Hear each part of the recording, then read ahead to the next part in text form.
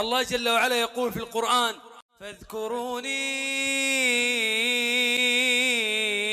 أذكركم واشكروا لي ولا تكفرون. الله عز وجل في سورة الأحزاب ينادي أهل الإيمان، يقول الله عز وجل: يا أيها الذين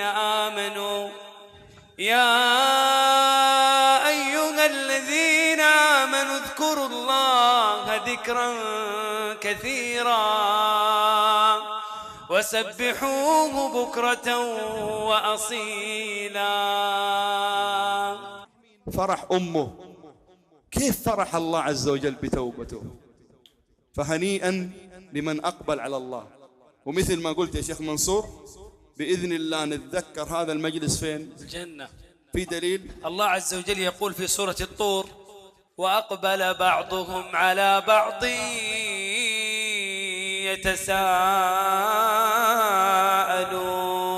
يتساءلون. من هم؟ أهل الجنة، الله يجعلنا منهم. وأقبل بعضهم على بعض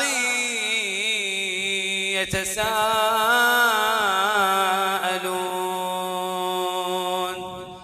قالوا إنا كنا قبل في أهلنا مشفقين فمن الله علينا ووقانا عذاب السموم إنا كنا من قبل ندعوه إنه هو البر الرحيم. والله يا إخواني أني تذكرت من كلامه قول الله عز وجل: أومن كان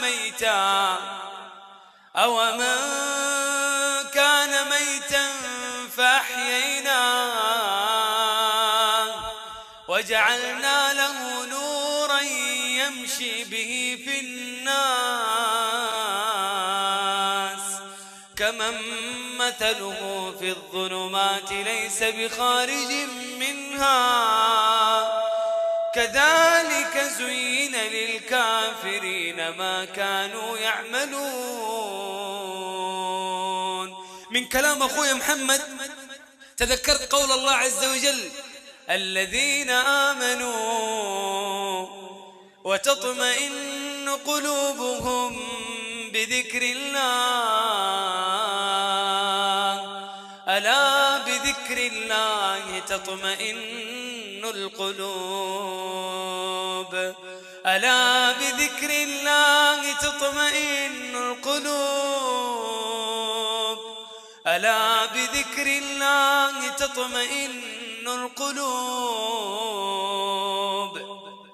الذين آمنوا وعملوا الصالحات طوبى لهم وحسن مآب. من كلام أخوي محمد وتغيره تذكرت قول الله عز وجل: قلنا اهبطوا منها جميعا فإما يأتينكم مني هدى فمن تبع هداي فلا خوف عليهم ولا هم يحزنون. لأنه مؤمن، وربي جل وعلا يقول: وذكر فإن الذكرى تنفع المؤمنين.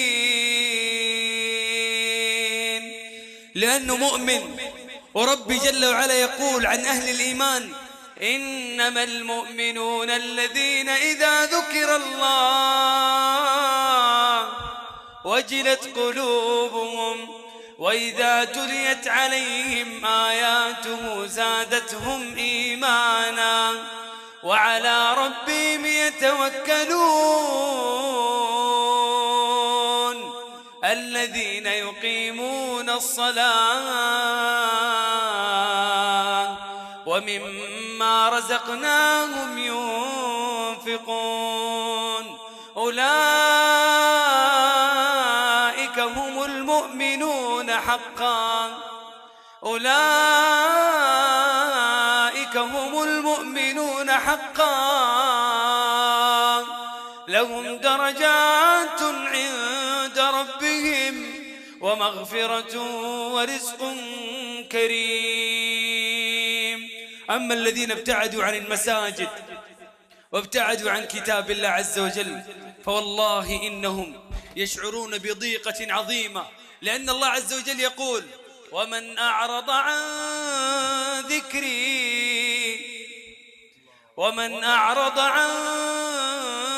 ذكري فإن له معيشة ضنكا ونحشره يوم القيامة أعمى قال رب لم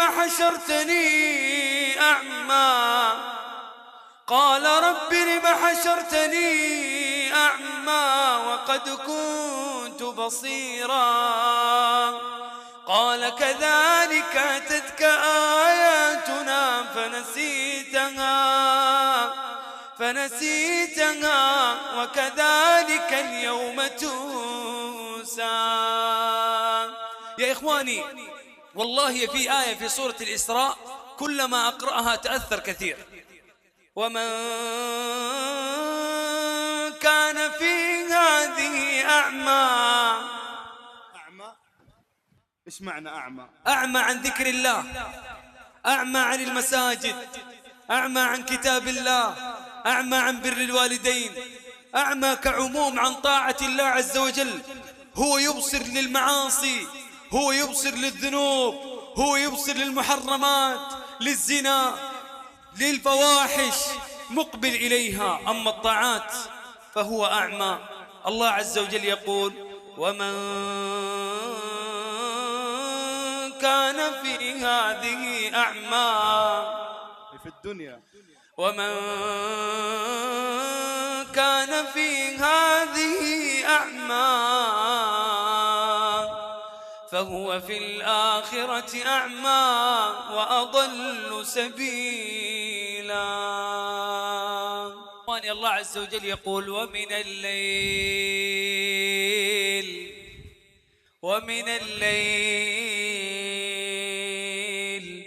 فاسجد له وسبحه ليلا طويلا. ومن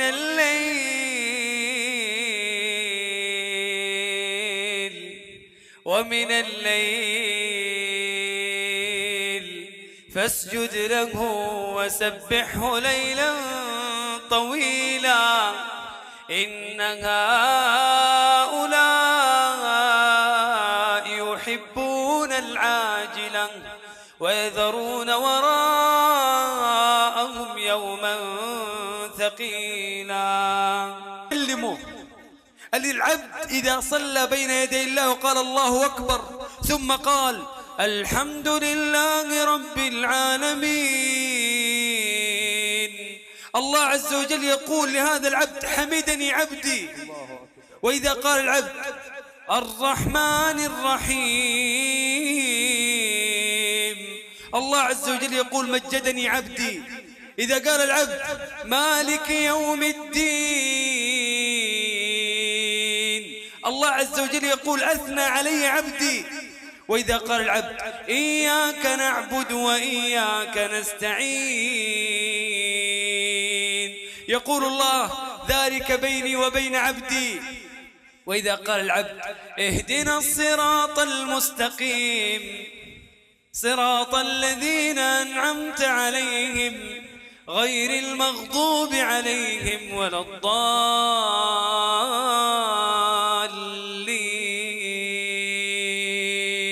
يقول الله ذلك بيني وبين عبدي ولعبدي ما سأل.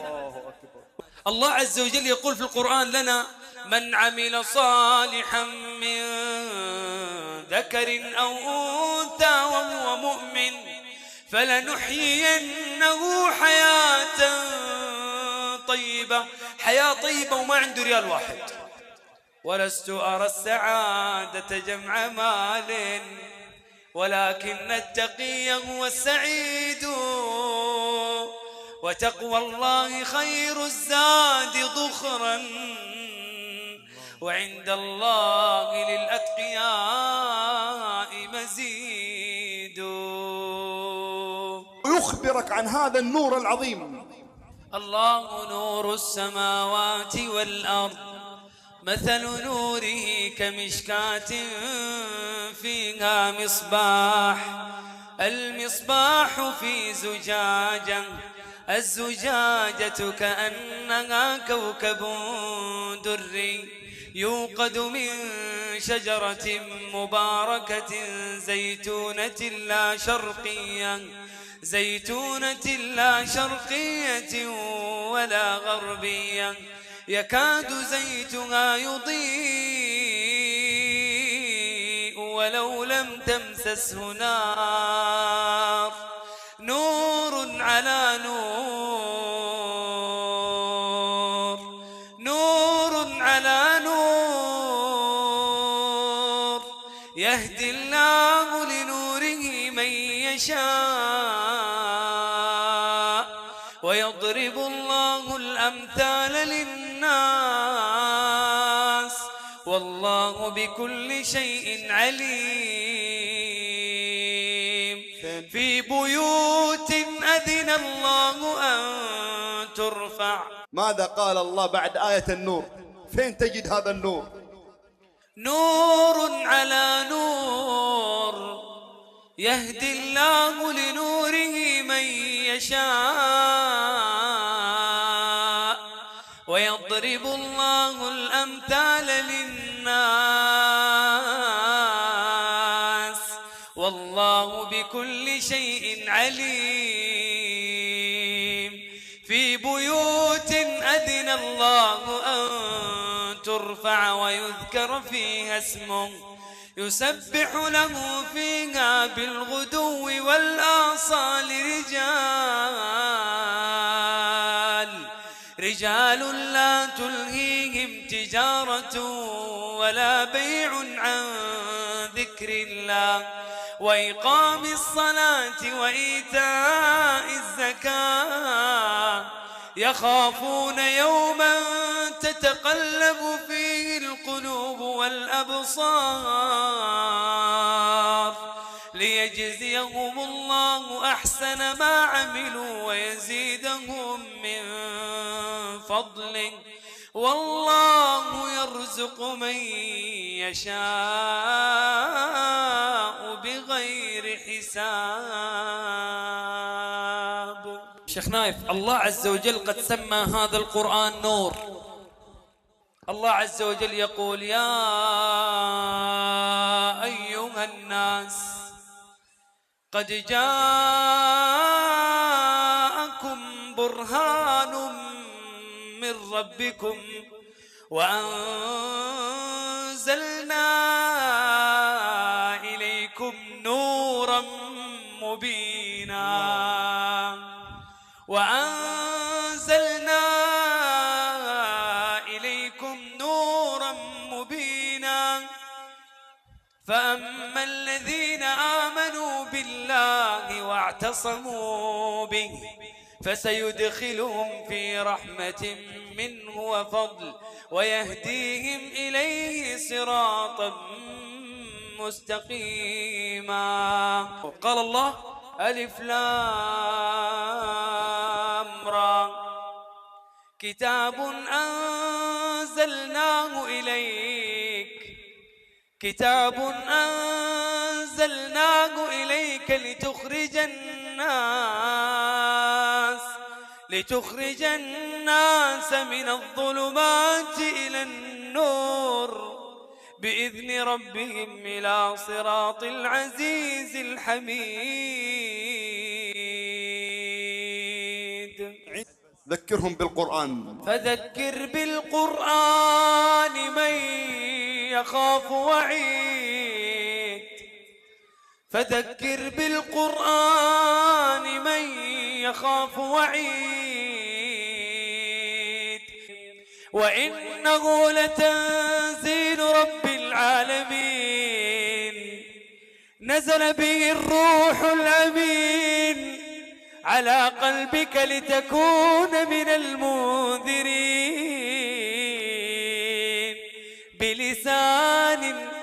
بلسان عربي مبين وكذلك أنزلناه قرآنا عربيا وصرفنا فيه من الوعيد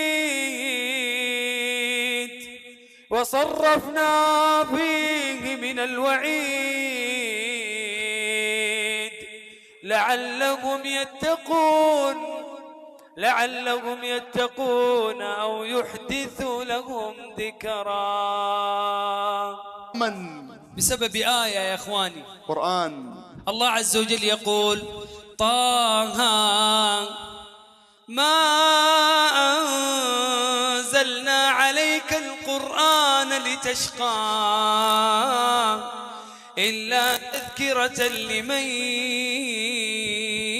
يخشى. فسمع تالي للقرآن يقرأ هذه الآية: ألم يأن للذين آمنوا أن تخشع قلوبهم لذكر الله ألم يأن للذين آمنوا أن تخشع قلوبهم لذكر الله وما نزل من الحق ولا يكونوا كالذين أوتوا الكتاب فطال عليهم الأمد فقست قلوبهم وكثير منهم فاسقون. تذكرت آية بسبب أخوي اللي قرأها، آية أخرى الله عز وجل يقول فمن اتبع هداي فلا يضل ولا يشقى.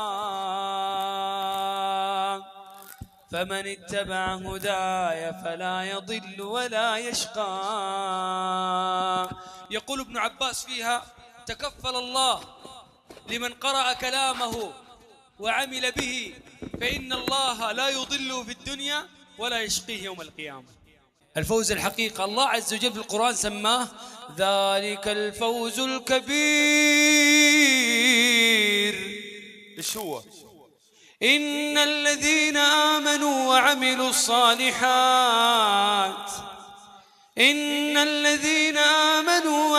الصالحات لهم جنات تجري من تحتها الأنهار ذلك الفوز الكبير. الله أكبر. قل يا عبادي الذين أسرفوا على أنفسهم. الله أكبر. يعني حتى كلمة أسرفوا ترك أسرفت على نفسك، كفاية خلاص، كفاية ذنوب ومعاصي. شوف كيف الرحمة من الله عز وجل. الله أكبر. طيب هذه الأولى لا تقنطوا من رحمة الله. الثانية لا تقنطوا من رحمة الله. الثالثة إن الله يغفر الذنوب جميعا. إن الله يغفر الذنوب جميعا. الرابعة إنه هو الغفور الرحيم. الله أكبر. يا عبادي، هذا خبر من الله عن أحوالنا. يا عبادي إنكم تخطئون بالليل والنهار وأنا أغفر الذنوب جميعا فاستغفروني أغفر لكم. الله عز وجل يقول استغفروني أغفر لكم وإن عظمت الذنوب. أسأل الله جل وعلا أن يتجاوز عنا وأن يغفر لنا ذنوبنا كلها. تعليقك شيخ منصور ولا قرأنا الآية؟ يا أخوان الله عز وجل يقول الرحمن علم القرآن خلق الإنسان علمه البيان. الله عز وجل يقول لهم: قال كم لبثتم في الأرض عدد سنين؟ قالوا لبثنا يوما أو بعض يوم فاسأل العادين. قال إن لبثتم إلا قليلا لو أنكم كنتم تعلمون أفحسبتم أنما خلقناكم عبثا وأنكم إلينا لا ترجعون فتعالى الله الملك الحق لا إله إلا هو رب العرش الكريم.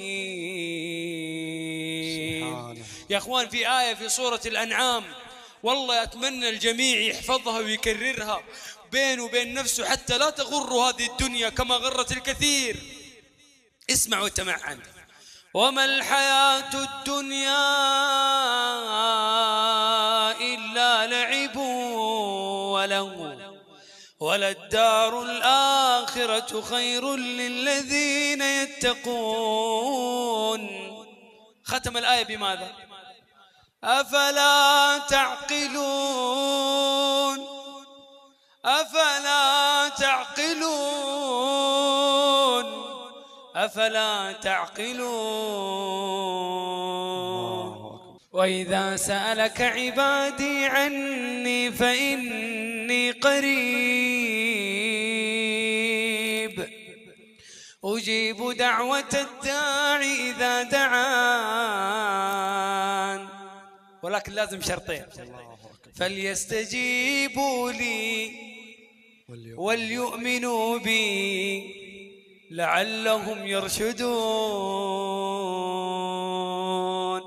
وقضى ربك ألا تعبدوا إلا إياه وبالوالدين إحسانا إما يبلغن عندك الكبر أحدهما أو كلاهما فلا تقل لهما أف الله أكبر فلا تقل لهما أف ولا تنهرهما وقل لهما قولا كريما واخفض لهما جناح الذل من الرحمة وقل رب ارحمهما كما ربياني صغيرا. هذه الآية يقول عن هؤلاء: وإذا قرئ القرآن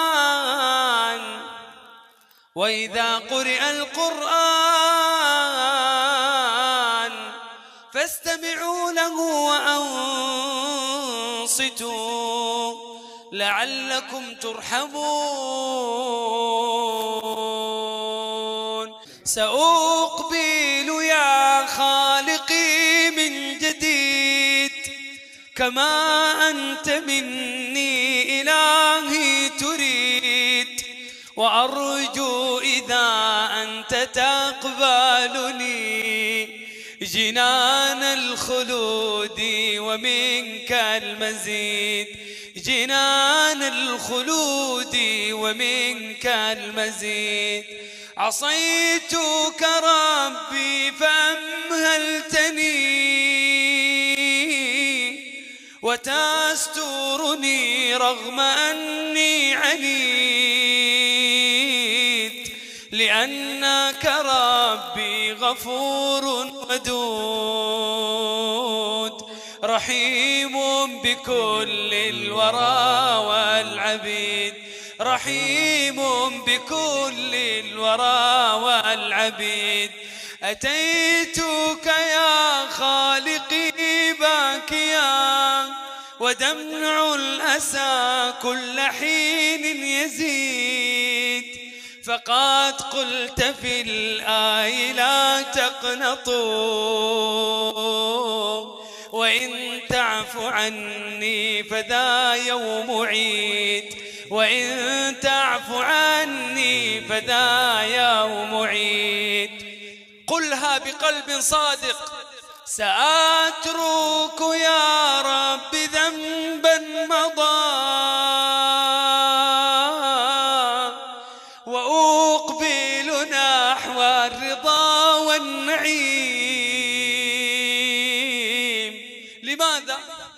أحبك ربي وهذا رجاي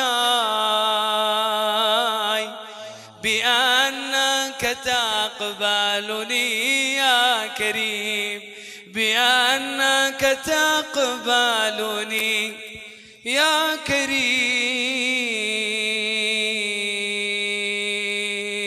يرحمنا. أسأل الله أن يرحمني وإياكم برحمته. شيخ نايف كن ممن قال الله فيه وآخرون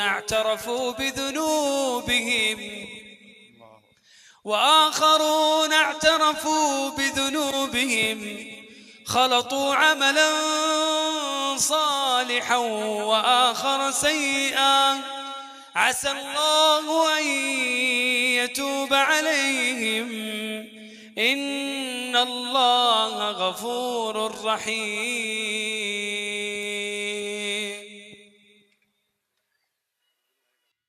اللهم اغفر لنا ذنوبنا كلها دقها وجلها أولها وآخرها سرها وعلانيتها.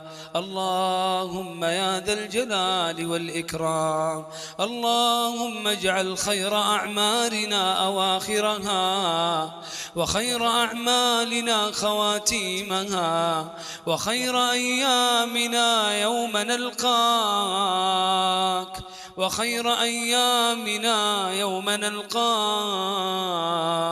وأنت راض عنا يا رب العالمين. اللهم اجعلنا من التائبين اللهم اجعلنا من المنيبين. اللهم اغفر لنا ذنوبنا أجمعين يا أكرم الأكرمين. اللهم آت نفوسنا تقواها زكها أنت خير من زكاها أنت وليها ومولاها يا أرحم الراحمين. اللهم فرج هم المهمومين ونفس كرب المكروبين واقض الدين عن المدينين واشف مرضانا ومرضى المسلمين يا رب العالمين.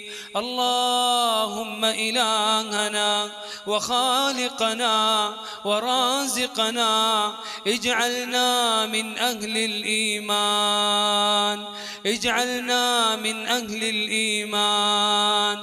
اللهم أحسن خواتيمنا.